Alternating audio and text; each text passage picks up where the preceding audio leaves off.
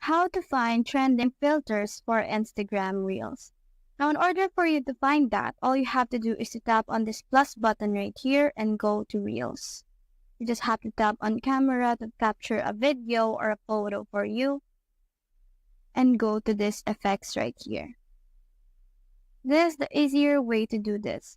These are the effects that is catered to you by Instagram. Now, in order for you to find the trending effects of Instagram right now, just have to tap on this button right here and select every effect that you want to use. Let's say this one. Now, this will apply automatically to the reels that I have. You can also choose from other categories such as reels and appearance. Right there. To save that, all you have to do is to go to one of the reels right here and tap on this button that looks like a bookmark there. And now if you go to your bookmark section right here, it has been automatically saved. So that's how to find trending filters for Instagram Reels. Hope we help.